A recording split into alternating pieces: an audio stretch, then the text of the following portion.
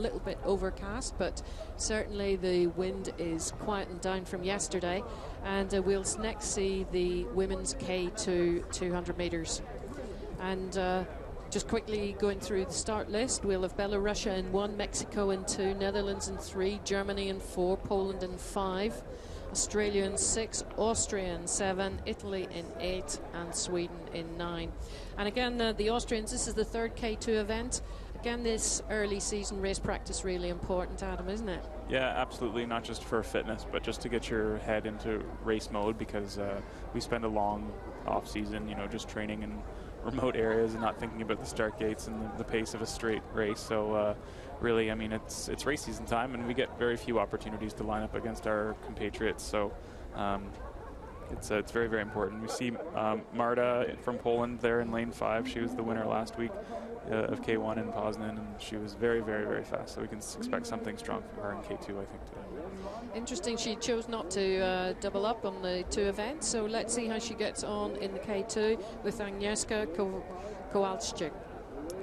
But looking in the centre of the field, Caroline Lennart and Katrin Wagner-Augustin from Germany, they're going to be a real tough pairing to crack.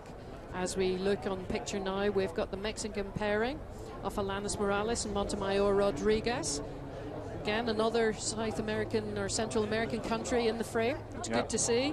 We've got some representation from the Southern Hemisphere as well, with Australia, Rachel Lovell and Joe Brigden-Jones here. So very diverse group.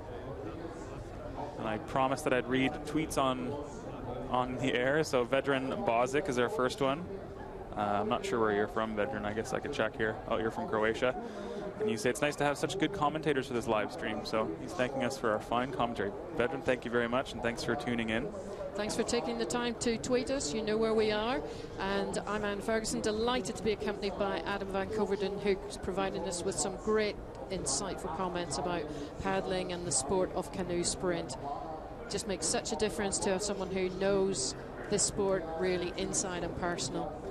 But again, we're just waiting for the women's K2 event, and while we wait for them to come towards the starting blocks, Adams, you've obviously been in love with the K1 500. I remember being at the World Cup in Szeged where you showed us all your T-shirt, helmet, shoe. Yeah, that was this very emotional time.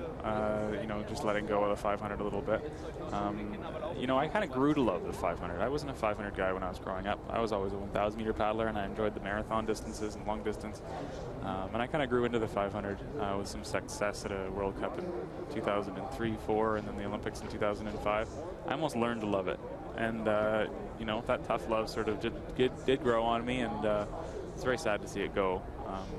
I don't think we've seen the last of the 500 for men. I think it's, you know, I'm confident and optimistic that we can see a resurgence of the 500. We've got a few guys that are holding on to it, like Anders Gustafsson, who kind of refuses to not race it, which is fantastic.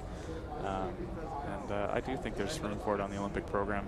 In addition to the 200, I don't think there's any reason to get rid of the 200. If anything, we're broadening the scope of who can win medals in canoe kayak by adding a 200. So.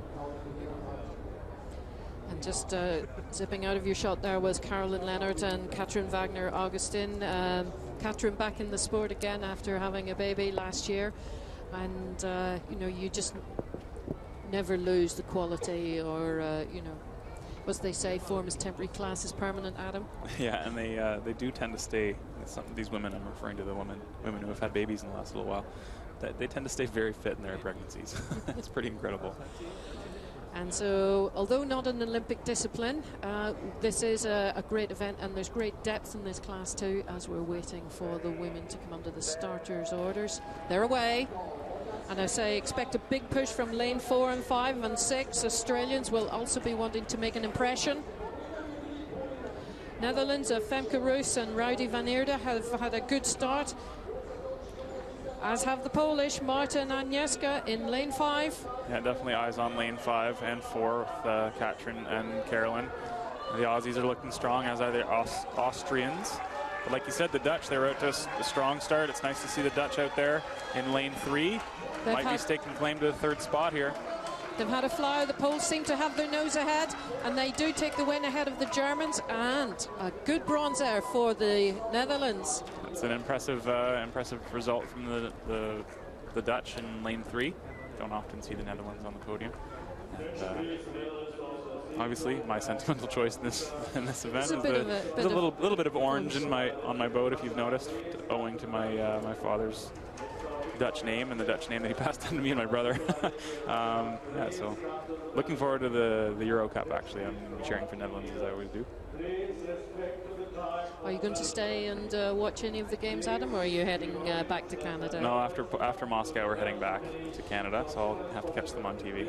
So just looking at the screen there, probably about a quarter of a boat length for the Polish pairing of Walczykiewicz and Kowalczyk. Very, very close to the bronze medal between the Netherlands, then Australia, then Austria.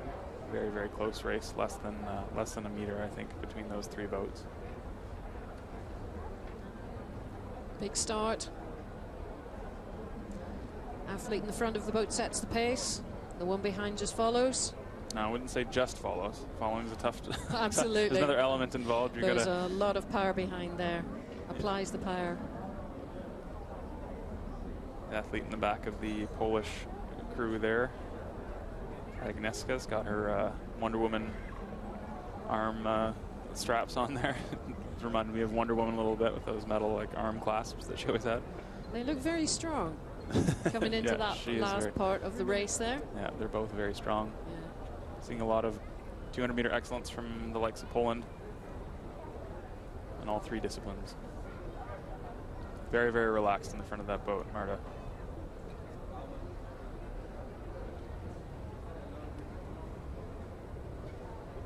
The poster girl for the Poznan World Cup, if you saw the poster on the side of this, on the website as well as on the side of the race course, it was starring Marta from Poland. She backed it up with a win too. She did indeed. She did indeed. And a second World Cup win for her here. Congratulations.